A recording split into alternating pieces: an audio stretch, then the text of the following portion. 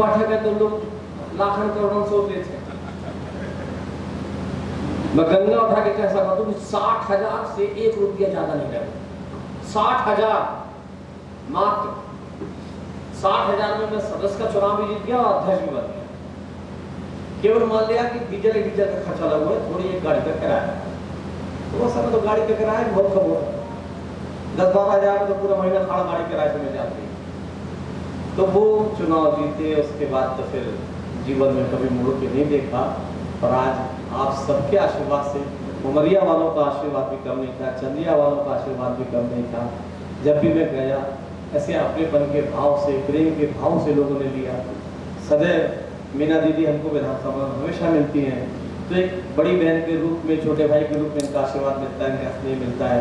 और पूरा मनपुर चढ़ारी से लेके चाहे तालाब होते हुए चलिया पहुँच के अब बाका का कहीं कहूँ चले जाओ, पूरा घर ही तो जोड़ा ही है पूरा।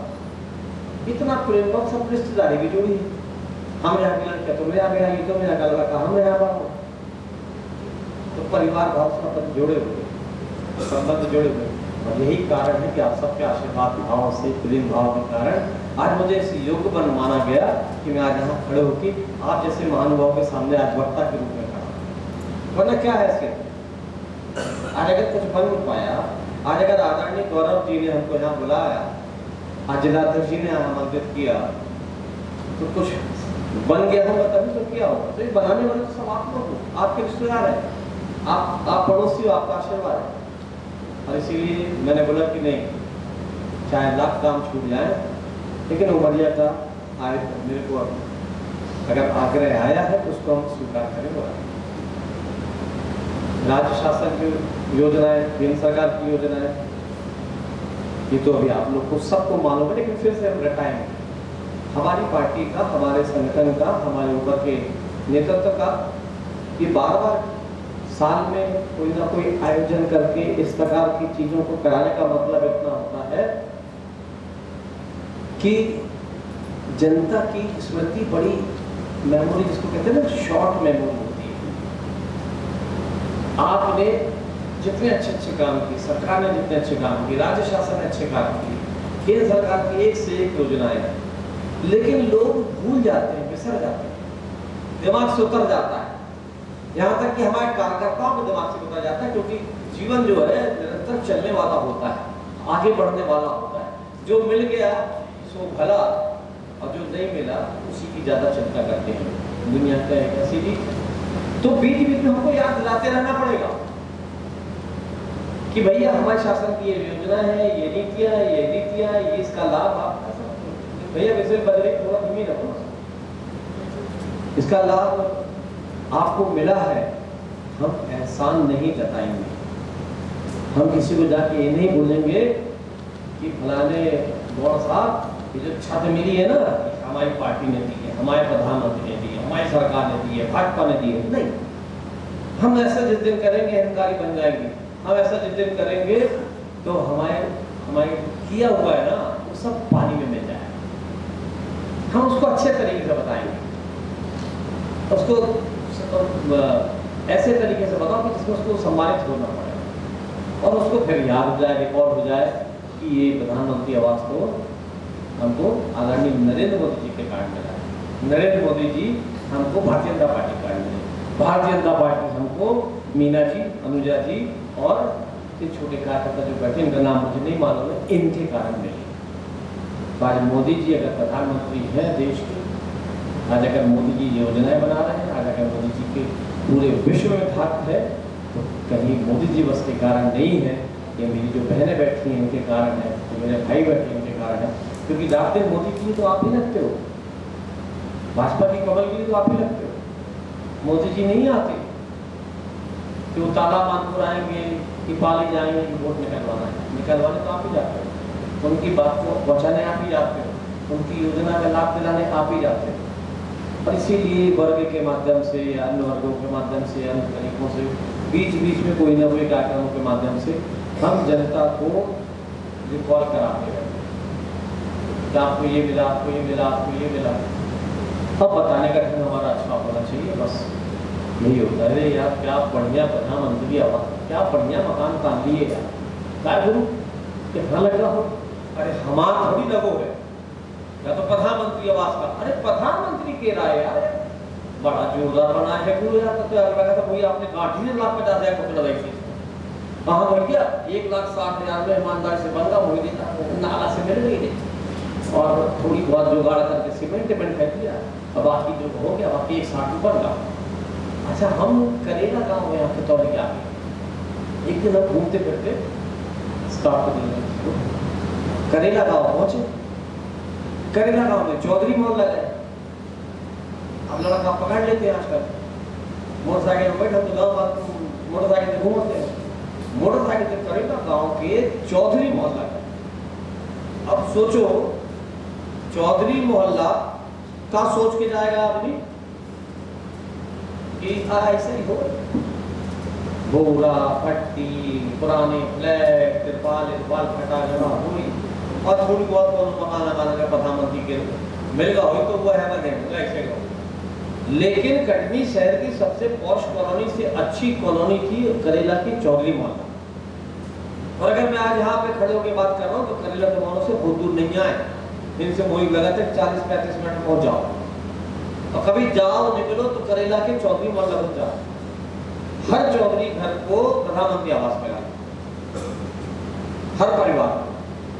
वहां 150 चौधरी परिवार थे, 150 घर बने नए। वो चौधरी लोग जो थे वो वाला काम भी करते थे, सेंटरिंग वाला, छपाई वाला, जुड़ाई वाला, मिस्त्री भी लगे थे उसमें। जो चाटे मास्टर रहे, कोई कचूरा कोई कचूरा। उन्होंने end to end CC road बनवाई पंचायत के पीछे लग के, यानी ये दरवाजा अब वो दरवाजा अब पूरा सीसी। और हर घर के सामने वो चौक पूरे हुए हैं, पेंट वाला जो डिजाइन नहीं बना लेते लोग वो। एक कचरा नहीं, एक गंदगी नहीं, एक पन्नी नहीं, एक धूला नहीं। और सब प्रधानमंत्री आवास और इतने टॉप क्लास। मैंने एक को पूछा मैंने तेरा घर बना कितने में, क्योंकि मेरे को शंका हुई कि तो 1.5 लाख का ना हो। और सही उसने मेरे से बताया कि भैया 1 लाख रुपया अपने पास से लगाया हूँ, 1.5 प्रधानमंत्री आवास का मिल गया, 1 लाख मैंने लगा दिया तो 2.5 लाख। अच्छा लंबा चौड़ा मकान बनाया, टॉप क्लास कॉलोनी दिखती है वो आज। ये है प्रधानमंत्री आवास, ये है प्रधानमंत्री जी की सोच, ये है भारतीय जनता पार्टी की नीति और योजनाएं। जीवन बदल गया। आदमी जीवन भर मेहनत करता रहा, खेती में जाता रहा, किसी दूसरे का खेत काटता रहा, किसी दूसरे की गहाई कटाई करता रहा, तब जाके 4 पैसा बचा पाता रहा, तब जाके छत डलवा पाता रहा। तब भी नहीं डलवा पाता क्योंकि तुर्किया बच्चे की शादियां जाती है। अब आखिर परिवार है या खबरा खतिया बदलवा नहीं बदल पाता। लड़का बड़ा हो गया, अब यही जो पढ़ेगा जाएगा कहाँ से जाए। अपन और तो घुमतिया मानपुर बही खतौली कितना पैसा कमा लेते हैं करिया, कुछ नहीं भाई। मेहनत मजदूरी और थोड़ी बहुत हिरन चीतल सुअर से बच्चा फसल तो नहीं यार, कोई के भरोसे है हमारा क्षेत्र।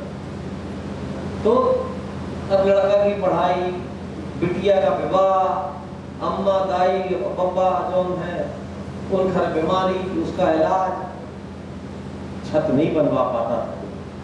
कि भाजपा की नीति थी कि प्रधानमंत्री ने बोला हर कच्चे मकान को पक्का बनाते हैं। हम घर से निकलते थे बिरूली जाने के लिए, हम घर से निकलते थे चोला चोली मलिया सुखी पड़ी अपने खतवा जाने के लिए।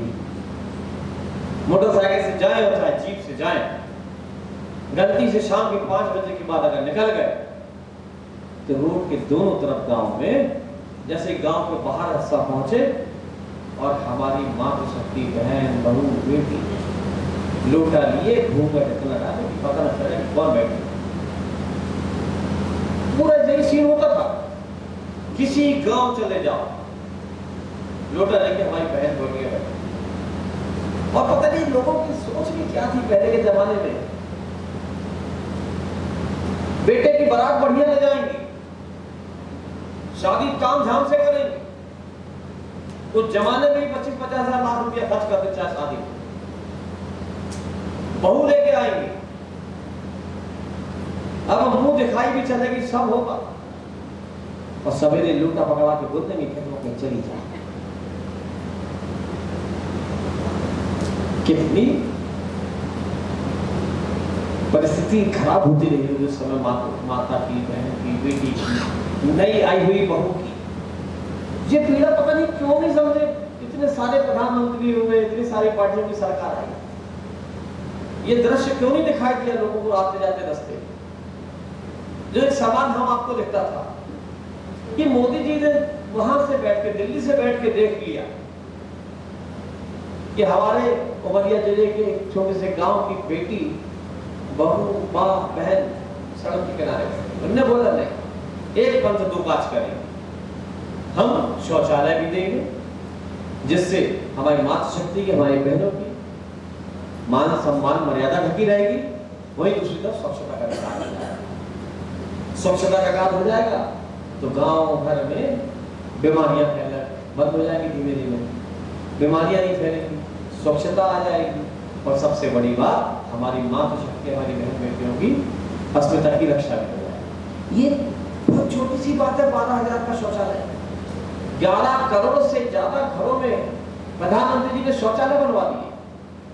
4.5 करोड़ से ज्यादा लोगों के सिर पे छत दे दी। अभी तक हम प्रधानमंत्री सुनते थे कि प्रधानमंत्री फलाना ढिकाना क्या कहता है, डॉलर बढ़ रहा है, विदेश की नीति ऐसी है, ये ऐसा है, वो ऐसा है। अरे हाईवे बना दो, अरे रेलवे ट्रैक और लंबा करना है, थोड़ी बहुत नया प्लेटफॉर्म बनवा दो, ये करा दो, इंफ्रास्ट्रक्चर ठीक कर दो। लेकिन किसी प्रधानमंत्री ने इतना अंदर उतर के, लोगों के हृदय में झांक के, लोगों के जीवन में झांक कभी नहीं देखा जो आदरणीय नरेंद्र मोदी जी ने।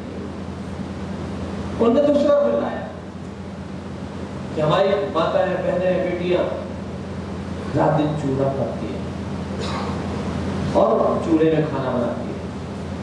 उनके फेफड़ों में भी धुआं ज्यादा है, आंखें भी खराब हो रही है। एक तरफ चूल्हा चौका कर रहे, धुआं खाए, फिर घर में झाड़ू पोछा भी करे, फिर कपड़ा लत्ता भी धोए, फिर पानी भरने भी जाए, कहूँ तालाब में, कहूँ कुआं में, कहूँ नदिया में, रात दिन। तो मतलब मैं तो मातृशक्ति को दंडवत होकर प्रणाम करता हूँ, हर बहन, हर माँ, कभी जीवन में जात नहीं है।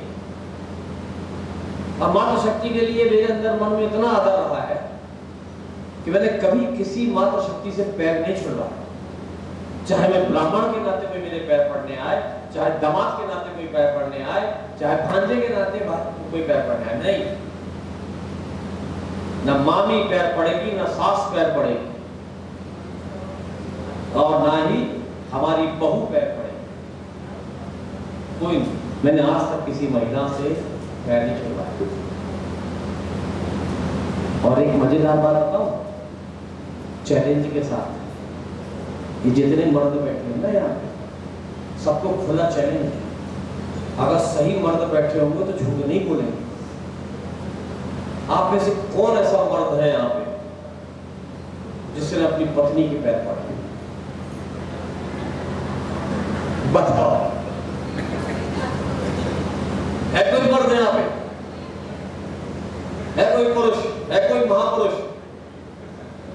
है कोई महिला के प्रति सम्मान रखने वाला पुरुष जिसने अपनी पत्नी के भी पैर पड़े? मैं संजय पाठक रिकॉर्ड कर लो, पूरी दुनिया में चलाना, जीवन भर अपनी पत्नी के पैर पड़ा, क्योंकि उसने अपना घर छोड़ के मेरा घर बसाया, उसने अपने माँ बाप छोड़ के मेरे माँ बाप को अपनाया, उसने अपने जीवन की सारी सहेलियां, पूरी बहनें, पूरी रिश्तेदारी, उसने अपना कमरा, उसने अपनी अलमारी, उसने अपना बिस्तर, उसने अपने जीवन की सारी यादें छोड़ के मेरे घर को संभाला, मेरे को बच्चे दिए, मेरे माँ बाप की सेवा। और जब से वो आई मेरे जीवन में धर्मपत्नी बन के, मेरे जीवन बदल गया, जैसे किसी साक्षात देवी का आशीर्वाद मुझे मिला। तो मैंने अपनी धर्मपत्नी निधि के जीवन भर पैर पड़े। जब भी घर से बाहर किसी बड़े काम के लिए जाता हूँ, कोई भी बड़ी चीज के लिए जाता हूँ, बिना उसके पैर पड़े नहीं निकलता। माँ के पैर पड़ूंगा, बहनें होंगी तो उनके पढ़ूंगा, बेटी होगी तो उनके उसके जरूर पढ़ूंगा, क्योंकि बेटी तो साक्षात देवी है। और धर्मपत्नी निधि पाठक, उसके चरण स्पर्श करके निकालता हूँ।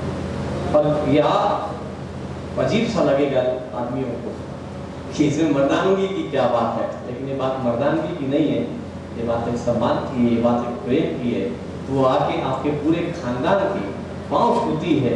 जब वो आती है ब्याह के घर अपने, तो आप उसको 100-200 लोगों के पाँव छुपाते हो कि फूफा है, ये काका है, चाचा सास है, ससुर है, मामा ससुर है, ये फलाना ससुर है, ठिकाना ससुर है, ये जेठ है, ये बहनोई है, ये है, वो है। वो आखिर कमर चोट डाला सोचते ना पैर दबाते उसको पैर मिलाते। लेकिन उसके पैर पड़ने पड़े जिसने जीवन अपना छोड़ गया, घर छोड़, पिता छोड़ दिया। भला एक बार सोचो कभी अंदर जाके कि अगर आपको सब छोड़ के जाना पड़े और वहाँ पे घुटनों पे और पैरों पे गिरना पड़े और फिर वहाँ पे जाके झाड़ू पोछा खाना बर्तन कपड़ा सब करना। इसीलिए मातृशक्ति के लिए जो मोदी जी ने सोचा, मोदी जी की सारी योजनाएं देखो आप, फिर उन्होंने जोला कैसे किया कि हमारी मातृशक्ति की जीवन अच्छा रहेगा। क्योंकि देखो आने वाला कल तो उन्हीं माताओं से, उन्हीं बहन से, उन्हीं बेटियों से जो बहू बन के हमारे घर आएंगी और कल वो हमारे बच्चों को जन्म देंगे, तब ये देश आगे बढ़ेगा, तब परिवार आगे बढ़ेगा। तो मोदी जी ने उन मातृशक्ति के लिए जहाँ एक तरफ शौचालय बनाया, दूसरी तरफ पक्की छत दी, तीसरी तरफ उज्ज्वला गैस दी। उसके बाद भी नहीं रुके, क्योंकि उन्होंने देखा कि घड़ा लेके, कसेड़ी लेके, बाल्टी लेके, डब्बा लेके, प्लास्टिक के डब्बा जो तेल वेल के होते हैं वही धोपोस की, उसको लेके 1-1 किलोमीटर 2-2 किलोमीटर, अभी जैक्सन जेट की गर्मी पड़ रही है, 40-45 डिग्री, सगले नाला नलवा सूखे जाते, तलवा सूख गया, कितनी दूर दूर जा के पानी लाना पड़ता था। तो उन्होंने उसका भी इंतजाम किया, हर घर नल हर घर जल। ये बात सही है कि आज हम अमीना जिस बात को समझते, दोनों विधायक कि हम लोगों ने नल जल की सारी योजना हर गांव में बनवाई, चालू करवाई, लगवाई, बहुत जगह कहीं पाइप नहीं पहुंचे, कहीं पानी की टंकी की प्रॉब्लम आ रही है, कहीं पानी के प्रेशर की कमी आ रही है। हो सकता है 100 में से 10 जगह, 20 जगह, 25 जगह, 30 जगह नहीं पहुंच रहा, लेकिन फिर भी 70 जगह तो पहुंच रहा है। ये भी मोदी जी ने किया। फिर उसके बाद चाहे डिलीवरी की योजना हो, चाहे मैटरनिटी लीव की योजना हो, और चाहे आपके इलाज की बात हो आयुष्मान के नाम पर, कितनी बड़ी बात। हम देखते थे हमारे बरही में लोग अपने घर के जेवर गिरवी रख के और बाप का, भाई का, बेटे का इलाज कराने जाते थे, जेवर गिरवी रख के। कुआं गांव के गुप्ता ने अपनी जमीन बेच दी क्योंकि उसके पिता को कैलाश को कैंसर हो गया था, कैलाश उसने 8 एकड़ जमीन बेच दी, खेत में किया, जिससे जीवन घर चलता था। मोदी जी की योजना पहले आ गई होती तो आज उसका जीवन चल रहा होता, उसके पास खेत अपना होता 5 लाख तक का। क्योंकि हमारे क्षेत्र में अभी भी अब जाके थोड़ी रेट बढ़े, नहीं तो 50-60 हजार रुपया एकड़ से ऊपर कौन देख नहीं था। बहुत ज्यादा हो गया तो 80 हजार, 1 लाख रुपया एकड़ में जमीन मिल जाए तो मतलब बहुत ही महंगी बिकी, और लगने 7 लाख 8 लाख सब चला गया। आयुष्मान योजना ने क्या जाने कितने सारे मंगलसूत्र बचाए। क्योंकि पत्नी तो जब पति बीमार होता है, बेटा बीमार होता है, तो मंगलसूत्र की उसके पास कोई कामना नहीं रह जाती, क्योंकि उसके मंगलसूत्र की कीमत उसके पति से है, मंगलसूत्र की कीमत, उसके जेवरों की कीमत तो उसके बेटे से है, सब बेच देती है। मोदी जी ने लेकर आ गया आयुष्मान। कितने लोगों के घर बच गए, कितने लोगों की जमीन बच गई, कितने लोगों के जेवर बच गए। ऐसी कितनी सारी योजनाएं छोटी छोटी, क्या क्या गिनाए।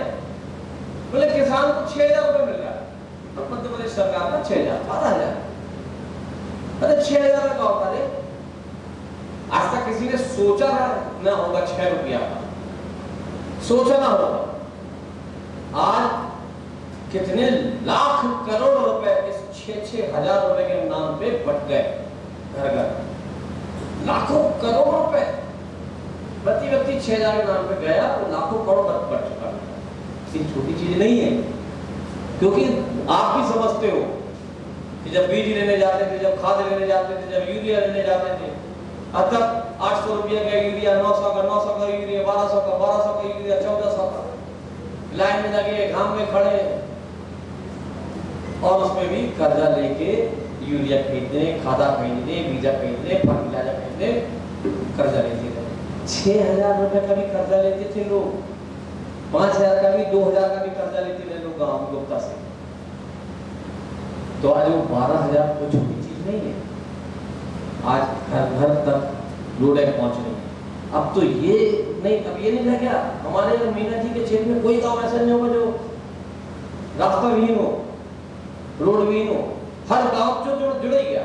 और बीच में ये योजना बनाई कि खेत गांव निर्माण, सड़क निर्माण, हम तुमने खेतवा तक जोड़ेंगे सब, ताकि तुम्हारा फसल पैदा हो तो अपना गाड़ी में धरो, ट्रैक्टर ट्राली में धरो, सड़क पे लेके आ जाओ और सीधे मंडी ले जाओ या खरीदी के ले जाके बेचो। नहीं तो खेतवा से नहीं निकाल पाते थे कई लोग, खेतवा से घर तक बहुत मुश्किल ला पाते थे, होइन दबाते थे, होइन करते थे, चाहे आगी लग जाए, चाहे बढ़ जाए, चाहे पानी गिर जाए और बदला पड़ जाए, सड़ जाए। लेकिन खेत सड़क योजना लेके आई सरकार ने, तो खेत से सड़क, सड़क से गांव और गांव से मंडी और खरीदी केंद्र तक पहुंचने लगे। हम अपने जीवन काल में देखें 600-700-800 रुपए से कुंटल से गेहूं चालू हो गए, पर आज 2850 रुपए कुंटल हमारी सरकार ने, भाजपा की सरकार ने, जिसको आप सामने करके बनाया। छोटी बात है क्या? 2850 रुपए गेहूं हमारे और आपके जीवन काल में देखते देखते देखते कहां से कहां पहुंच गए। बाजार में उतना भाव नहीं मिलता जितना यहाँ मिलता है खरीदी के लिए। तो किसान को, युवाओं के लिए कितनी सारी medical university, engineering university, triple IT, IIT, हर विधानसभा में कॉलेज, हर मंडल में कॉलेज, हर मुख्यालय में कॉलेज, कहां बचा है कॉलेज? लगातार खुलते जा रहे, खुलते जा रहे, खुलते जा रहे। आप अपनी बिटिया को तो 8वीं के बाद पढ़ने नहीं भेजती थी, बड़ी हो रही है, दूर गांव नहीं भेजेंगे 5 किलोमीटर। तुम्हारे गांव में मिडिल स्कूल, तुम्हारे गांव में हाई स्कूल और 5 किलोमीटर के अंदर अब हायर सेकेंडरी स्कूल।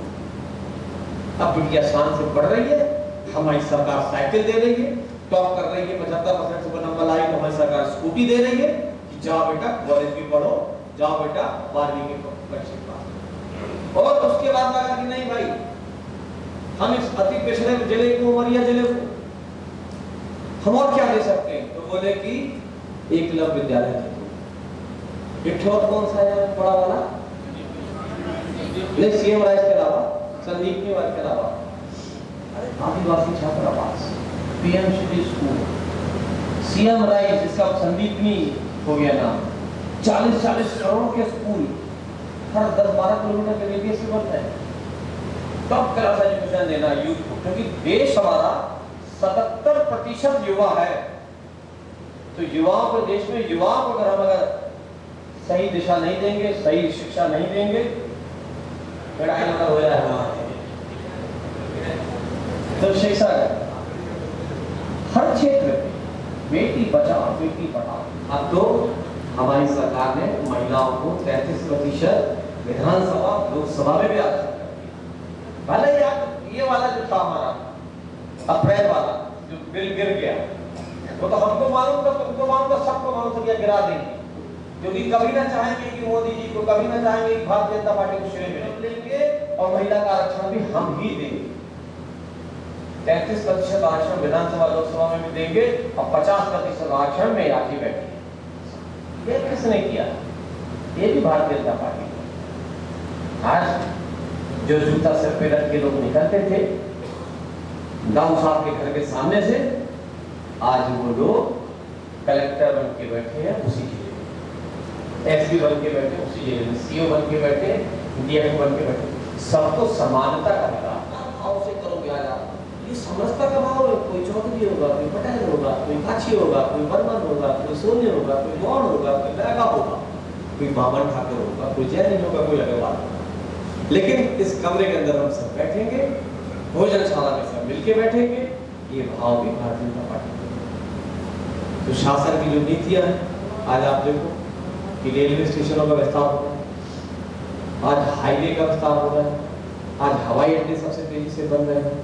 विश्व के अंदर भारत की पहचान दुनिया में सबसे तीव्र गति से विकसित होने वाले राष्ट्र के रूप में हो रही है, और विश्व के सारे बड़े उद्योग घराने आज भारत की तरफ आकर्षित होकर और भारत में अपना उद्योग लगाने आ रहे हैं। और यही तो भारतीय जनता पार्टी की रीति नीति रही है, हम सबसे लेंगे और अपने लोगों में बांटेंगे। आज पूरे विश्व में मंदी का दौर है, हार्मोज बंद होने के कारण 33% से ज्यादा तेल का विश्व का आयात और निर्यात जहां से होता है उसके बंद होने के कारण आज पूरे विश्व में क्रूड ऑयल की, पेट्रोल की, डीजल की, गैस की, डामर की, सब चीजों की संकट आ गया और घनघोर और भीषण संकट है। और ये युद्ध अगर नहीं रुका तो इसके बहुत भयानक परिणाम भी आ सकते हैं। और ऐसे दौर में पिछले 3-4 महीने से ऊपर ये सब झगड़ा झंझट चलते, विवाद चलते हो गया। हमारे यहाँ पेट्रोल के रेट कितने बढ़े? 1 रुपए, 2 रुपए, 2.5 रुपए, 3 रुपए। आज सवेरे जल गंगा मिशन अभियान के तहत गंगा दशहरा में गया, पूजा पत्रकार पकड़ ली और डंडा लेके अपने लगे रहे दबा कि पेट्रोल के रेट 3 रुपया बढ़ गए, इसमें आपका क्या कहना है? मैंने कहा कछु नहीं कहना, कछु नहीं बढ़े। अरे बोले कैसे नहीं बढ़े सर, बढ़ गए? मैं कहा नहीं, अभी भी घटे हैं, क्योंकि हम तुमको 250 रुपए की चीज 103 में दे रहे हैं, हम खरीद रहे हैं बाहर से। हमें थोड़ी ना पैदा कोई गेहूं चावल है, सब्जी भाजी घटा टमाटर। ये पेट्रोल डीजल ऑयल है, ये गैस है, ये विदेश से उत्पन्न होती है, ये वहां पैदा होती है, हमको वहां से खरीदना पड़ता है और हम जितने में खरीद रहे हैं उससे कम में हम दे रहे हैं सबसे अभी भी। तो तुम जिसको बढ़ा हुआ मान रहे हो, तो तुलना अगर करनी है बढ़ गए कि घट गए तो जरा पाकिस्तान से तुलना करो, जरा बांग्लादेश से तुलना करो, जरा श्रीलंका से तुलना करो, जरा भूटान से तुलना करो, जरा नेपाल से तुलना करो, म्यांमार से तुलना करो, जरा बर्मा से तुलना करो, जो हमारी बाड़ी से लगे हुए हैं, भारत की बाड़ी से लगे हुए हैं, भारत की सीमा से लगे हुए हैं। इन सारे देश से तुलना करो, किसी ने 100%, किसी ने 150%, किसी ने 200% रेट बढ़ा दिए और उसके बाद भी वो अपने लोगों को गैस नहीं दे पा रहे, पेट्रोल नहीं दे पा रहे, डीजल नहीं दे पा रहे, ऑयल नहीं दे पा रहे, उनकी व्यवस्था ठप हो गई, उनके उद्योग ठप हो गए। और आज नरेंद्र मोदी जी 1 रुपए, 2 रुपए, 3 रुपए करके तेल कंपनी वाले की लिमिट करके अभी भी हम देंगे। लाख रुपए का घाटा, लाख करोड़ का घाटा है। केंद्र की सरकार, भाजपा की सरकार आपको 1 लाख करोड़ देगी, लेकिन जनता के ऊपर 100 रुपए का पेट्रोल भले 250 में खरीदो, 250 में खरीदो, 200 में खरीदो, 200 रुपए का बोझ मत डालो, 2 रुपए का तो बढ़ा नहीं के करना। ये कर रहे हैं, ये पॉलिसी है, ये नीति है शासन की। इसी कारण आज हमारे यहाँ पे अभी भी पेट्रोल डीजल के रेट ऐसे नहीं हो गए कि जिसके कारण प्राण निकल जाए। जरा पाकिस्तान और अन्य देशों में देखिए और विश्व के अन्य देशों में देखिए, तो ये मोदी जी की योजना है। अब तो हम पूरे विश्व में अपनी एक अलग पहचान बना चुके हैं, पर आने अभी तो हम तीसरी महाशक्ति बन गए, हर दृष्टिकोण से, आर्थिक रूप से भी बन गए और अपने सुरक्षात्मक रूप से डिफेंस के रूप में भी हमारी चौथी बड़ी ताकत है पूरे विश्व में। अब चाहे चाइना हो और पाकिस्तान के अंदर बच्चे हैं, चाहे चाइना हो और चाहे कोई और बड़े से बड़ा राष्ट्र क्यों ना हो, भारत के ऊपर आंख उठाने की हिम्मत नहीं करता, क्योंकि जानता कि भारत भी अब सब शक्तिशाली बन गया है। तो हमारी केवल योजनाएं नहीं है, बल्कि जन कल्याण और सशक्तिकरण का उद्देश्य। हम लोगों का उद्देश्य ये आज की बैठक करने का, आज इस वर्ग में आने का, कि जो छोटी से लेकर बड़ी योजनाएं हैं इनको जनता तक पहुंचाओ। दूसरा सबसे बड़ा उद्देश्य ये है हमारा आपका कि हम कार्यकर्ता भाव के साथ निरंतर सेवा करते हैं, निरंतर योजनाओं का लाभ उस व्यक्ति तक पहुंचाते हैं जो उस योजना के लाभ के लिए पात्रता रखता है, उसमें कुछ तक पहुंचाते हैं। योजना हर व्यक्ति तक पहुंचे, कोई योजनाओं से वंचित ना रहने पाए और सब योजना का लाभ ले सके, केंद्र की योजना का, प्रदेश की योजना का। यही हमारे आप सब कार्यकर्ताओं का उद्देश्य होना चाहिए। आप सब लोगों ने मुझे बुलाया, इसके लिए मैं आप सबका अभिनंदन करता हूँ, आभार व्यक्त करता हूँ, धन्यवाद देता हूँ। भारतीय जनता पार्टी जिला उमरिया की पूरी टीम का, पुराने नए लोगों का, सब वरिष्ठों को प्रणाम करता हूँ और इसी प्रकार मातृशक्ति का, बुजुर्गों का आशीर्वाद मेरे ऊपर भी बना रहे। मैं जीवन में जहाँ आपके काम आ सकता हूँ, मेरा व्यक्तिगत लाभ भी पूरा लीजिए। इलाज के लिए मेरे घर के दरवाजे सदैव खुले हैं। आयुष्मान योजना के अलावा भी जो कोई दिक्कत आती है, कैंसर हो या कितनी भी बड़ी बीमारी, चाहे किडनी चेंज करानी हो, चाहे लीवर ट्रांसप्लांट कराना हो, चाहे बाईपास कराना हो, और चाहे कैसी भी तकलीफ में फंस जाओ और अगर आपके पास आयुष्मान का कार्ड नहीं है, आपका व्यवस्था नहीं है, मेरे दरवाजे मैं मिलूं नहीं मिलूं उससे कोई मतलब नहीं है। इसको भी समझ लीजिए कि संजू भैया बोले नहीं है, अब कैसे होगा आज, ऐसा नहीं है हमारे। संजू भैया नहीं है, कौन देखता भैया इलाज वाला? बोले वो अनंत दुबे जी बैठे उनके पास चले जाएंगे, वो देखिए विशेष रूप के बैठे हैं उनके पास। आपका फ्री ऑफ कॉस्ट दिल्ली में, बम्बई में 95-96 से ऊपर है, आपके पास व्यवस्था नहीं है तो संजू भैया आपके हैं। क्योंकि मैं आपके यहाँ पे विधायक के नाते नहीं आया हूँ, नेता के नाते नहीं आया हूँ, परिवार में भ्राता के नाते आया हूँ, तो मेरा सदुपयोग जरूर करिएगा। एक बार फिर से पूरे उमरिया के जिला भारतीय जनता पार्टी की टीम को अभिनंदन करता हूँ, बहुत बहुत धन्यवाद। बोलिए भारत माता की, भारत माता की, वंदे वंदे, भारतीय जनता पार्टी जिंदाबाद, भारतीय जनता पार्टी जिंदाबाद, नरेंद्र मोदी जिंदाबाद। धन्यवाद।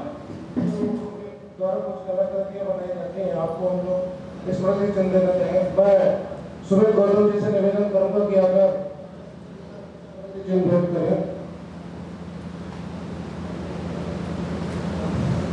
स्मृति चिन्ह भेंट करें। विश्वकर्मा जी से निवेदन करूंगा कि आगे आभार व्यक्त करें।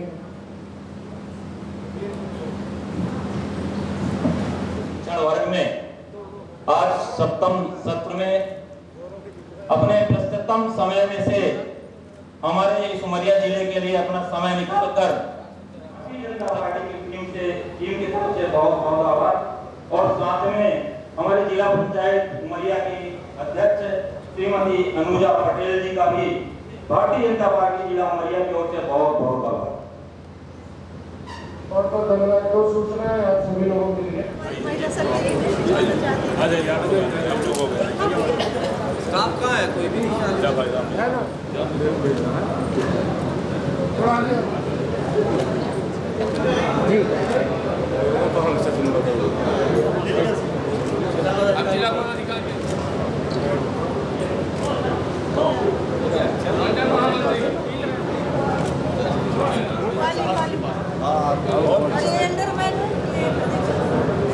घर तो आपका पाली नहीं है?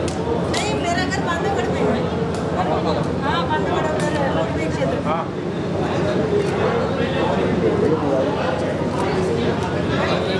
पूरे जिले में गवारी की बात।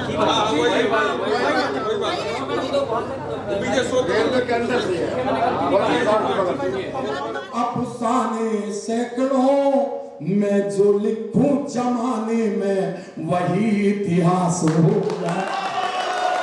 बहुत धन्यवाद। लग ही नहीं रहा कि हम 50 लोग हैं। जिस समय हम दीपक लेकर के खड़े हुए थे तब इतने ही लोग होंगे, और आज इतने लोगों ने इतिहास रच दिया कि विश्व की सबसे बड़ी पार्टी भारतीय जनता पार्टी है। आपकी तालियां कमजोर है, हमें अपनी विरासत पर गर्व होना चाहिए। कितने लोगों की फोटो लगी है बाहर, दिवंगत हो गए, लड़ते लड़ते मरते मरते आज अगर हम सत्ता के शीर्ष पर बैठे हैं तो उन लोगों के बलिदान की बदौलत बैठे हैं। ऐसे बलिदानियों को नमन करने का भी एक उपक्रम के वर्ग होते हैं। ताली बजाएं तो सामूहिकता से बजाएं ताकि अगले खेमे तक खबर जाए कि भारतीय जनता पार्टी के शेरों के बीच में माता भारती और भारत माता को परम वैभव तक पहुंचाने का अनुष्ठान चल रहा। 4 पंक्ति हिंदुस्तान के नाम रखना चाहता हूं। अगर भारत माता से प्यार करते हैं तो एक बार फिर बाबा बोलिएगा कि हर दिशा में बहा देंगे गंगो जमन। ये बाबा करो, नहीं तो हम बाबा हो जाएंगे। हाँ नहीं, ऐसे आप कर रहे हो तो ये बताओ मत करो। बता बता के काम करने की आदत कब से आ गई उनमें कि हर दिशा में बहा देंगे गंगो जमन, और रक्त से अपने हम सींच देंगे चमन। हम जिएंगे मरेंगे तुम्हारे लिए। आइए, आप बिल्कुल सही समय पे आए भाई साहब, हम ही लोग थोड़े जल्दी आ गए थे।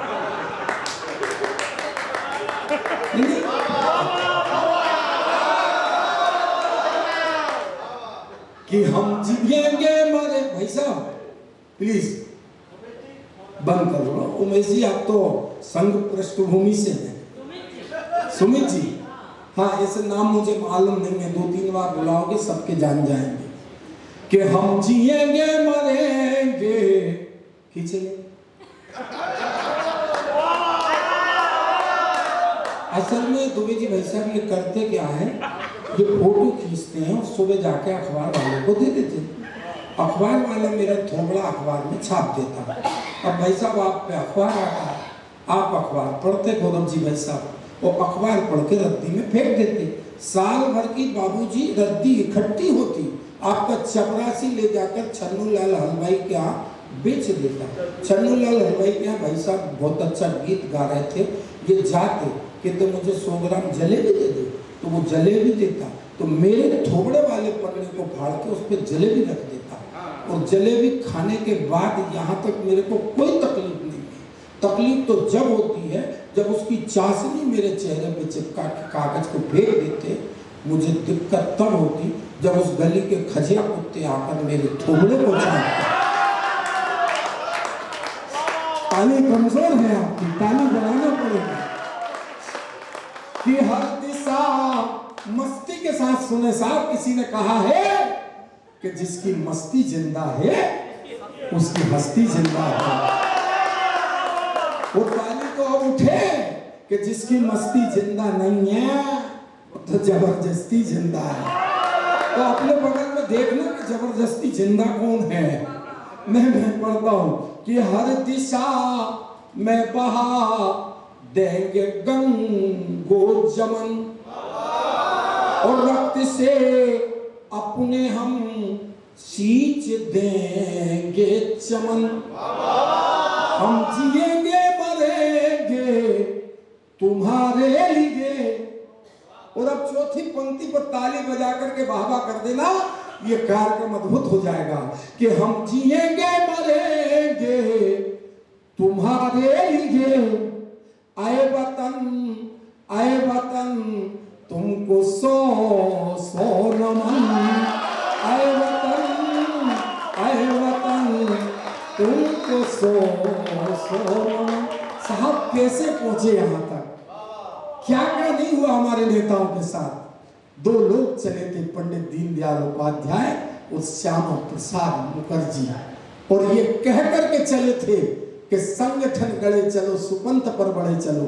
जब वो कहते थे कि हम सरकार बनाएंगे, भारत माता को परम वैभव तक पहुंचाएंगे, हम विश्व गुरु बनेंगे, तो लोग हंसते थे।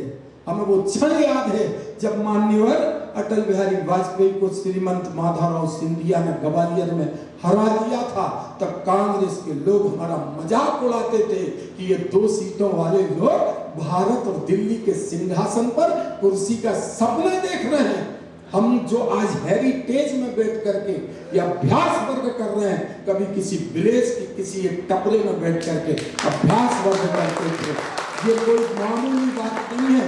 सत्ता के शिखर तक पहुंचाने में सत्ता हमारे लिए साधन है, हम सत्ता भोग की वस्तु नहीं है। ये ध्येय लेकर के हमारे नेता चले, तब जा करके हम किसी हेरिटेज में बैठ करके इस अभ्यास वर्ग को संपन्न कर रहे हैं। मैं आप सबको प्रणाम करता हूँ। आप उस माटी से बने हैं, उस थाती से जुड़े हैं जिस थाती ने ये कल्पना करी है कि पूरे विश्व में अगर भारत माता का तिरंगा झंडा लेकर के, आप कल्पना करो जब रूस और यूक्रेन का युद्ध हुआ बाबूजी, तो वहां पर एक युद्ध के दौरान इतने नागरिक फंस गए उस यूक्रेन के अंदर, तो दोनों देशों के बीच इस बात का समझौता हुआ कि जिसके हाथ में तिरंगा होगा उससे दोनों देश की सेनाएं नहीं बोलेंगी। ये तिरंगे का सम्मान मोदी जी के शासन में हमारा बड़ा है। और आप कल्पना करोगे जो पाकिस्तानी तिरंगे से नफरत करते हैं, वो भी तिरंगा लेके भारत माता की जय बोल करके यूक्रेन से सुरक्षित लेकर के आए हैं। तो एक बार हम सब दोनों हाथ उठाकर बोले भारत माता की, भारत माता की। कुछ लोग हाथ उठा के नहीं बोल रहे। मुझे लगता आज मुझे ही निपटाओगे।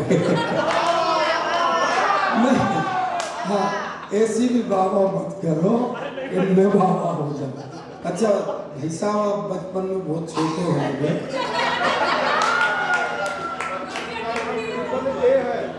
उनका नाम ट्रिपल ए है, अनुपम अनुराग अवस्थी। हाय हाय हाय हाय, जिस अवस्था में आप बैठे हैं कोई अवस्थी ही बैठ सकता है।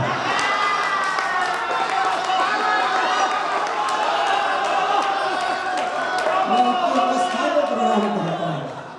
हालांकि हम भाजपा के लोग हैं, हमारी अवस्था कैसे भी रहे, हमारी अवस्था कैसी भी हो, लेकिन हम कांग्रेसियों की तरह अवस्था नहीं होती।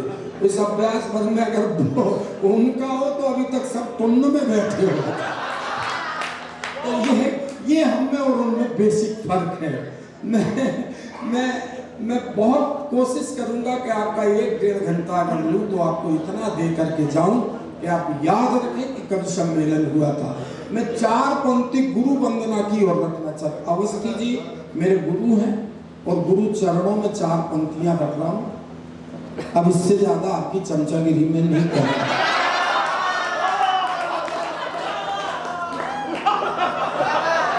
करना पड़ता है। मैं 4 पंक्ति अपने गुरु के चरणों में रख रहा हूँ। सुनिए।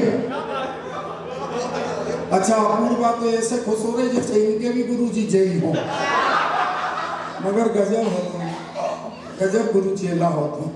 मैं 4 पंक्ति पढ़ता हूँ गुरु चरणों में, और मैंने अपने जीवन में इससे अच्छा कुछ भी नहीं लिखा है। अगर आपको लगे कि मैंने ठीक और सटीक लिखा है तो मेरे गुरु के लिए जो पंक्ति पढ़ रहा हूँ अवस्थी जी को, तो उसे स्वीकार कर लेना कि गुरु का हाथ हो सर पर, बलाए आ नहीं सकती। ऐसा आप क्या मलेशिया से आए हैं? ये लाल कुर्ते वाले, अच्छा युगांडा से आए हैं। करना पड़ेगी, करना तो पड़ेगी। हाँ मैं युगांडा या थाईलैंड से ही लग रहा है। मैं 4 पंक्ति पढ़ता हूँ गुरु चरणों में। गुरु जी फोन चेक मत करिए, पंक्ति सुनिए कि गुरु का हाथ हो सर पर, बलाए आ नहीं सकती, और गमों की ये घटा काली कभी भी छा नहीं सकती। अरे गुरु प्रयास था, तुम भी करो बाबा, तुम सब करोगे तो ये करेंगे। समझ में आएगा कि कैसे बाबा करना। कि गुरु प्रयास था रखना सुनो तुम आए जहां वालों। और चौथी पंक्ति पे ताली बजा करके बाबा करना कि गुरु प्रयास था रखना सुनो तुम आए जहां वालों। और अब उठे खड़ी हो मौत दर पर भी तुम्हें ले जा नहीं सकती। बहुत धन्यवाद। मैं सरस्वती वंदना के लिए उस बिटिया को आवाज दे रहा हूँ जो रीवा से चल करके बांधवगढ़ आई है, जो सैन महाराज की जन्म स्थली भी है। और भगवान श्री राम ने अपने बांधव लक्ष्मण को जिस भूमि का राजपाट दिया था वो बांधवगढ़ में आकर के हमारी बिटिया अपूर्वा वंदना करेगी। अगर राजपाट लक्ष्मण को दिया गया तो उनकी धर्मपत्नी का नाम उर्मिला था, जिस उर्मिला के कारण उमरिया जाना जाता है। ऐसी दिव्य और पावन भूमि पर मां सरस एक बार दोनों हाथ उठा कर तालियां बजा करके अपूर्वा को आमंत्रित करें।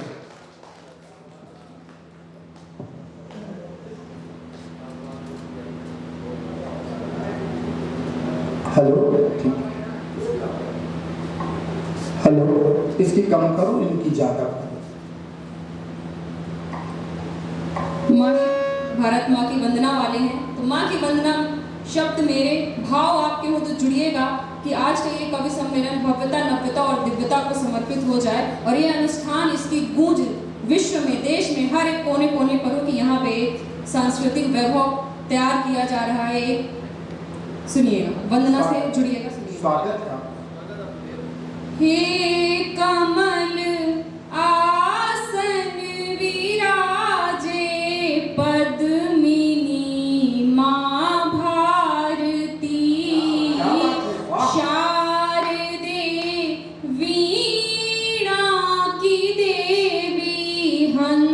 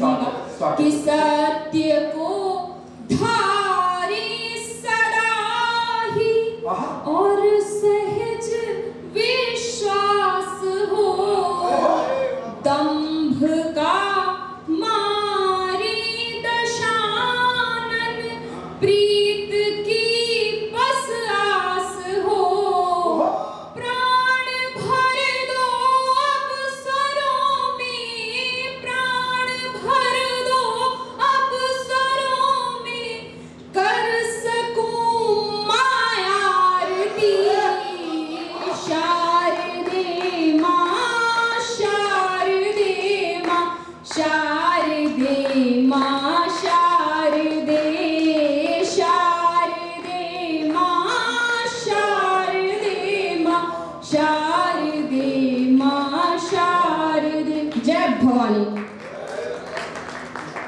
अपनी अर्जी लगाई, बहुत अच्छा आप सबने भक्ति के साथ उस सरस्वती वंदना को सुना। अब मैं कवि सम्मेलन को धीरे धीरे आगे बढ़ाने की कोशिश कर रहा हूँ। अवस्थी जी, आपका आदेश मिल गया है।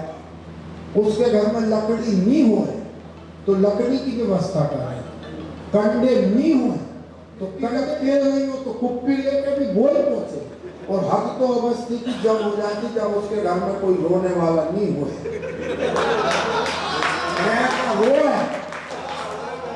वो कोई ज्यादा लोड नहीं होता, बेचारे पार्षद में बढ़िया समस्या आधारित है।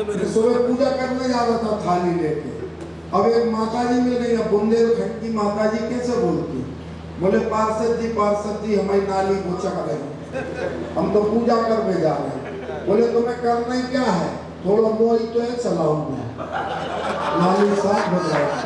मैंने तुरंत उसके घर में कोई रोने वाला नहीं हुए तो रोज माननीय विधायक जी नहीं आएगा, आ जाएगा। माननीय जिलाध्यक्ष जी आपको प्रणाम करता हूँ। इनको तो मध्य प्रदेश का वित्त मंत्री बना दो।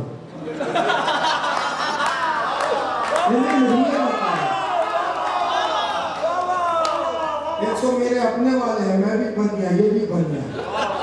जब तक मैं अकेला सुनी समझ नहीं आया तो मैं पूरा कभी सम्मेलन छोड़ दिया। मैं प्रणाम करता हूँ माननीय जिलाध्यक्ष जी। ऐसे जिलाध्यक्ष रहेंगे तो मेरा दावा है कि कम पैसे में भारतीय जनता पार्टी शिखर तक की यात्रा करेगी। आइए आइए सब आइए, वहाँ दरवाजे पे खड़े करके ये हमारी समाज बैठी है। मैं प्रणाम तो मैं नगर पालिका में पार्षद बाबू जी, मिट्टी का तेल, कंडे, लकड़ी, रोने वाला नहीं हो तो रोए। मैं गया मेरे मोहल्ले में अवस्थी थी, बाबूलाल जी की लुगाई मर गई। अध्यक्ष जी मैं सही बोल रहा हूँ, है नहीं सही में मर गई। मैं पार्षद, अब पार्षद को एक्टिंग भी दीदी पूरी करनी पड़ती, फुल एक्टिंग। मैं गया बड़ा दुखी होकर चेहरा ऐसा बनाया जैसे मेरी यही लुगाई मर गई है। और मैंने उससे कहा बाबूलाल बेटा जमाने का विधान है रे, जो जीवाया है उसे तो एक दिन जाना है बेटा बाबूलाल, तेरे रोने से क्या होना है। भाई साहब को बोला मैंने कहा साले, मेरे को गुस्सा आ गई। मैंने कहा जब बाप मरा तो 1 घंटे रोया, माँ मरी तो 2 घंटे रोया, और साले लुगाई को मरे 8 घंटे हो गए, चुप ही नहीं हो रहा। अगर बाबूलाल जी के उस जवाब पे आनंद आए तो दिन भर की थकावट को मिटा लेना मेरे भाई, और हंसते हंसते देश के लिए काम पे लग जाना।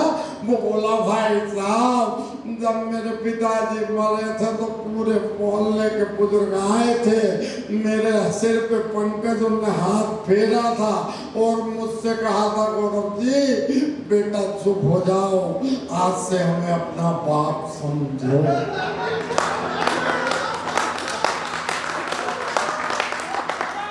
ताली ऐसी नहीं चलेगी, ऐसी ताली पिछले चुनाव में बंगाल में बजी थी, कभी यहाँ से कभी वहां से। हमारी सरकार नहीं बनी थी, लेकिन जब एक साथ पूरे बंगाल ने ताली बजाई तो आज ममता दीदी की हालत है, एक साथ बजानी पड़ेगी। तो भाई साहब वो बोला कि जब जब मेरी माँ मरी तो पूरे मोहल्ले के बुजुर्ग महिला आए, मेरे सिर पे हाथ फेरा और मुझसे कहा, बेटा आज से हमें अपनी माँ समझो। लेकिन भाई साहब, अगर बात आपके समझ में आ गई हो तो एक बार दोनों हाथ उठा करके जोरदार तालियां बजाइए। हम कोशिश करेंगे, मैं पहला कवि आपके बीच लाने की कोशिश कर रहा हूँ।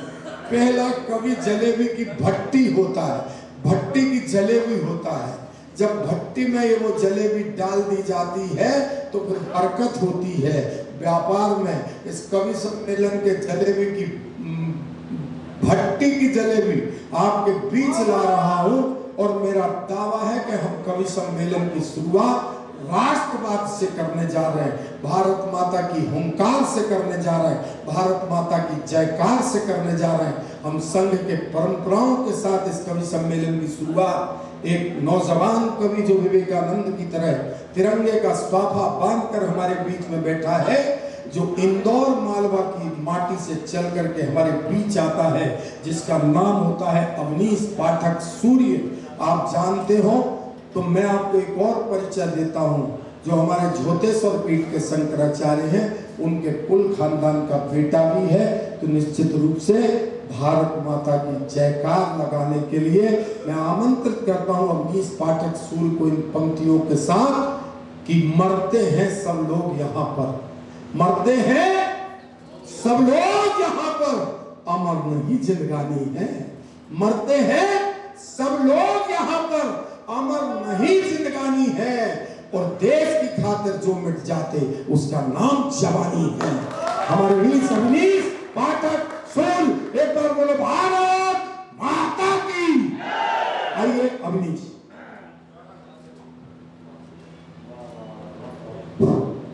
यस्याग्रे द्राट द्राट द्रुट द्रुटम मलम टंट टंटम टटंटम तैलम तैलम तु तैलम कुकु कुकु कुकु मम खंख खंखम खंखम डंसम डुडंसम डुहि डुहि चकितम भूपकम भूयनालम ध्यायस्ते विप्रगाहे सवसित सबलः पात वह चंद्रचूड़ः।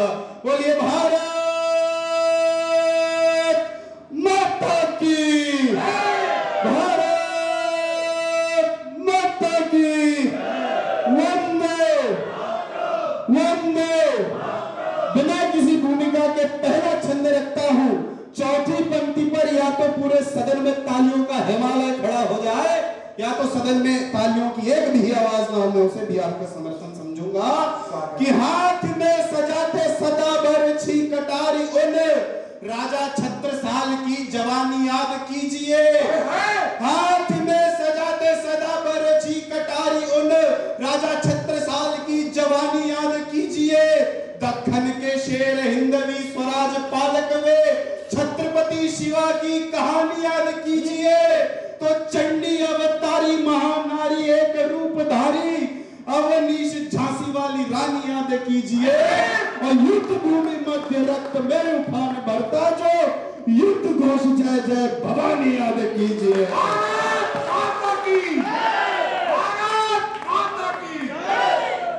युवाओं का देश साहब, भैया इसकी आवाज तेज कर दो ना, मैंने कम करना थोड़ी ना कहा कि भारतीय जनता पार्टी वाले को आदत है तेज सुनने की।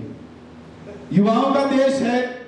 हमारे देश में स्वामी विवेकानंद जैसे युवा हुए, आदि गुरु शंकराचार्य जी जैसे युवा हुए, परंतु इन्हीं युवाओं के देश में जब जेएनयू जैसी संस्था पर कोई खड़े होकर के बोलता है कि भारत तेरे टुकड़े होंगे, तब यहाँ पीड़ा होती है। इसी युवाओं के देश में जब कोई सड़ी गली कीट पतंगों की पार्टी बना देता है, कॉकरोच जनता पार्टी, तब यहाँ पर पीड़ा होती है कि हम शेर के बच्चे हैं, शेर कहलाने वाले हैं, कोई कॉकरोच कहलाने वाले नहीं।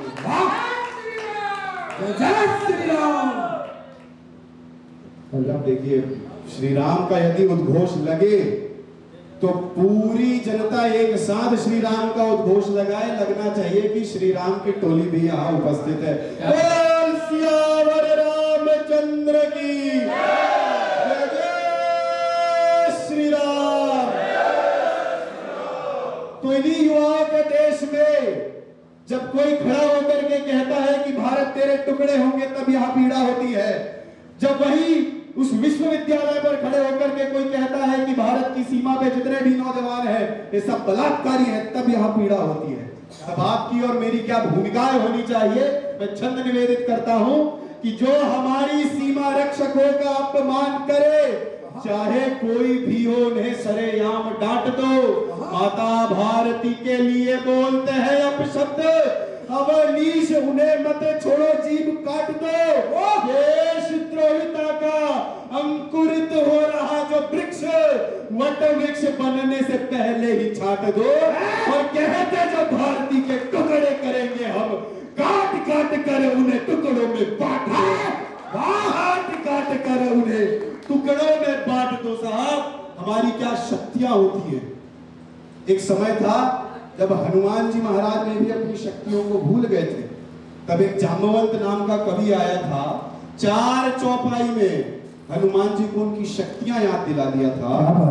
तो यहाँ भी मैं भी अब जाम्बवंत की भूमिका में खड़ा हूँ। मैं आप सभी हनुमान प्रेमियों को, हनुमत भक्तों को आपकी शक्तियां बताना चाहता हूँ कि क्या शक्ति है। क्या बात कि हर हर महादेव घोष शंख नाद कर, मृदंग की ताल ठोक जो दहाड़ देते हैं, रक्त की उफान से जो काटते हैं रुंड झुंड, काली माँ को हरियों का मान से हाड़ देते हैं। और सिंह बन रणभूमि जब हम कूदते तो शत्रुओं के उदर को चीर फाड़ देते हैं। और आग जो उठी हमारी मातृभूमि की तरफ, ऐसे आतताइयों को जिंदा गाड़ देते हैं। हाँ, ऐसे आतताइयों को जिंदा गाड़ देते हैं। बहुत सुंदर। दीदी ने बताया, दादा ने भी बताया कि ये श्री राम के बंधु लक्ष्मण जी की जन्मभूमि, लक्ष्मण जी की कैपिटल है, उनकी राजधानी थी यह। तो श्री राम तक मैं अपना काव्य पाठ लेके जाता हूँ। मैं इंदौर से आता हूँ। इंदौर का एक शायर होता है जिसने कहा था किसी के बाप का हिंदुस्तान नहीं है। इतने पावन पुनीत अवसर पर ऐसे सुअरों का नाम नहीं लेना चाहिए। तो मैं ये बताना चाहता हूं कि ये हिंदुस्तान किसकी जागीर है और किसके बाप का है। कि ब्रह्मदेश तिब्बत से लेह अफगान तक आर्यवर्त की जहां पे अखंड प्राचीर है, और विश्व पूजता है माता भारती के पग तल। देवों के भी साथ पूजे जाते जहां वीर है। तो कंकर में शंकर है, अर्पण है, तर्पण है, गंगा जल सा पवित्र भारत का नीर है। तो पुरखे है मेरे राम कृष्ण परशुराम, और सारा हिंदुस्तान मेरे राम की जागीर है। सारा हिंदुस्तान मेरे राम की जागीर है। हमारे बड़ों ने हमको ये सिखाया है कि कवि सम्मेलन के मंचों से यदि प्रहार हो तो वो सांकेतिक रूप से हो। और मेरे सामने संगठन के बड़े वरिष्ठ लोग बैठे हैं। मैं एक छंद रखना चाहता हूं संगीतात्मक रूप से, आप सभी तक पहुंचे तो तालियों से आशीर्वाद दीजिएगा। स्वागत कि भारत के इतिहास पे जो दृष्टि डाले आज, इतिहास के वो काले काले दाग आप थे। नारियों की अस्मिता को लूट के चले गए थे, मानवीयता पे लगे बड़े अभिशाप थे। ये अखंडवार खंड खंड खंड बांट दिया, आस्तीन में छुपे जी जहरीले सांप थे। और कागज निकाल कर झांक के देखोगे कर, रामलाल श्यामलाल ही तुम्हारे बाप थे। रामलाल श्यामलाल ही तुम्हारे बाप थे। बहुत सुंदर। सारे धर्मों का मूल सनातन धर्म है, और सारे धर्म जो अलग अलग पंथ निकल गए हैं वो अंततः सनातन धर्म में ही मिलने वाले हैं। क्या बात। परंतु ये समझे वो इस चीज को, इस सत्य को स्वीकार नहीं करता कोई। तो सत्य को स्वीकार करना बोलो कब आया उन्हें, सत्य का अंगीकार करना बोलो कब आया उन्हें। उनको हरदम देश को टुकड़ों में बंटते देखना है, जो भी उनके है नहीं बस उनको कटते देखना है। ये बताओ क्या किसी ने वेद पढ़कर बम है फोड़ा, या बताओ राम जी के नाम पर गर्दन मरोड़ा। खड्ग की नोकों से क्या जय राम बुलवाया कभी, धर्म के आधार पर फिर क्या निकलवाया कभी। मौन है हम अगर इस मौन व्रत को तोड़ेंगे, हाथ परशु ले कयामत तक नहीं हम छोड़ेंगे। उग्र से भी उग्र कृतम, तुम रूप देखोगे यहाँ, रक्त से भरता हुआ तुम कूप देखोगे यहाँ, तब महाकाली के सम्मुख यज्ञ हम करवाएंगे और यज्ञ की संविधा तुम्हारे शीर्ष की बनवाएंगे। यज्ञ की संविधा तुम्हारे शीर्ष की बनवाएंगे। अंतिम छंद में रखना चाहता हूँ, स्वागत है, अंतिम 2 छंद, उसके बाद मैं अपना स्थान ग्रहण करूंगा। उससे पूर्व एक कविता। मेरा एक मन है कि अगर वास्तव में एक युवा लड़का संस्कृति और सनातन की बात दम से रख रहा है तो पूरी दम से ताली बजाकर उसका उत्साह बढ़ा करके उसे विदा करें। एक बार दोनों हाथ उठा करके जोरदार तालियां उसे बजाएं। यहाँ मेरा ऐसा मानना है, जितने सामने बैठे हैं सबके पास कम से कम एक व्यक्ति 10-10 हजार वोट लेकर बैठा है। तो ऐसा मैं मान रहा हूँ कि यहाँ लाखों करोड़ों की पब्लिक बैठी है, उनके समक्ष मैं काव्य पाठ कर रहा हूँ और आपकी एक ताली उन सबकी 10,000 तालियों के बराबर है, इसलिए आप सबको मैं प्रणाम करता हूँ। कि उपाध्याय और मुखर्जी ने अपने चेतना से सजाया है, अटल और आडवाणी के पसीने से जो नहाया है, नमस्ते सदा वत्सले मातृभूमि जिसने गाया है, राष्ट्र विरोधी जबड़ों पर जिसने ताला लगाया है, अरे छाती ठोक के कहते हैं कि हमने कमर खिलाया है, छाती ठोक के कहते हैं हमने कमर खिलाया है। वो छंद जो मैं बता रहा था वो कविता नई नवेली कविता है दादा, आप भी पहली बार सुनेंगे। स्वागत है भैया। कि धर्महीन इस राजनीति को जब हमने अपनाया, काम क्रोध मद लोभ हमको अपने घर बुलवाया, हमने व्याभिचार के कचरे को, शास्त्रहीन आचरणों को और सेक्युलर के बकरे को, मैक्स म्यूलर को पढ़ करके तुम चौड़ी छाती भूल गए और भारत के ही उज्जवलतम इतिहासों को तुम भूल गए। क्या भूले? कि भूल गए तुम माँ दुर्गा के दुष्टों के संहार को, भूल गए तुम महाकाली के रणचंडी अवतार को, भूल गए तुम ब्राह्मण भूषण परशुराम के क्रोध को, भूल गए तुम विष्णुगुप्त के स्वाभिमानी अवरोध को, भूल गए तुम वीर शिवाजी की भवानी तलवार को, अरे अफजल खान के उधर चीरते बगनखे के वार को, भूल गए तुम गुरु गोविंद के महाभयंकर तीर को, भूल गए तुम छत्रसाल बुंदेल केसरी वीर को, भूल गए तुम गोरा बादल के शीशों के त्याग को, भूल गए तुम रानी पद्मिनी की जौहर की आग को, भूल गए तुम महाराणा और चेतक की परिपाटी को, भूल गए तुम लाल लहू से सज्जित हल्दी घाटी को, भूल गए तुम लाल लहू से सज्जित हल्दी घाटी को। तो आप सबकी उपस्थिति में, जनप्रतिनिधियों की उपस्थिति में मैं एक प्रस्ताव रखना चाहता हूं कि जागो जागो वीर हिंदुओं, भारत का जयगान करो, घर घर हिंदू राष्ट्र बनाओ, इसे महाअभियान करो और गुरु ग्रंथ गोविंद कृपा से हमने ये प्रण ठाना है, भारत भव्य बनाना है, हमें हिंदू राष्ट्र बनाना है, हिंदू राष्ट्र भारतवर्ष के हिंदू राष्ट्र बनाना। एक बार मेरा मन है कि इस बालक ने पूरी दम लगा करके और पूरे अपने फेफड़ों को फाड़ कर भी जो बलिदान देने की बर्बादी की बात कही, एक बार दोनों हाथ उठा करके ताली बजाएं। ये आ गया माइक वाला, माइक के लाल, बहुत अच्छा। हमने सोचा था कि हम शुरुआत भारत माता की वंदना से करेंगे, लेकिन साहब भारत माता अगर बनी है तो हम सब की बोली वाणी उनमें समाहित है। हम सब का अस्तित्व अगर कहीं किसी से है तो भारत माता से है। और अविनेश साहब ये चाहता तो चोली चंदन के गीत लिख सकता था, ये चाहता तो चूड़ी पायल के गीत लिख सकता था। इसकी उम्र ये नहीं है कि ये भारत माता की वंदना करे, ये भी श्रृंगार के भावों में पल सकता था, लेकिन इसने इसी उम्र में अगर भारत माता और सनातन के संस्कारों को स्वीकार किया है तो ये बदलते भारत की तस्वीर है। एक बार दोनों हाथ उठाकर बोले भारत माता की जय। हालांकि जिलाध्यक्ष जी रगड़ रहे हैं तंबाकू, ठीक है ना। राघव मेरा मित्र है, चंदिया में रहता है और वो इनका साला है। हमारे बुंदेलखंड में परंपरा होती है कि दोस्त का जीजा हमारा भी जीजा होता है। तो अब ये भूल जाओ कि आप जिला अध्यक्ष हो, अब आप हमारे जीजा हो। और एक बात और याद रखना कि बुंदेलखंड में ऐसी परंपरा है कि सारी खुदाई एक तरफ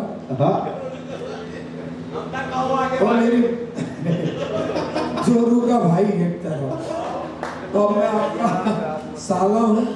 हालांकि जीजा तब तक जीजा होता है गौरव भैया जब तक वो अपने साले सालियों को आइसक्रीम खिलाए, पिक्चर दिखाने ले जाए, उनको प्यार करे, तब तक सब कहते जीजा। और जैसे ये खर्चे बंद करता है तो सब कहते फूफा। क्या बात है। बाजी को प्रणाम करता हूँ और इस कवि सम्मेलन की थोड़ी सी धारा को मोड़ता हूँ। हमारे 4 कवि थे, लेकिन हमें किसी ने कहा कि भाई लोकल की भाषा का भी एक कवि होना चाहिए।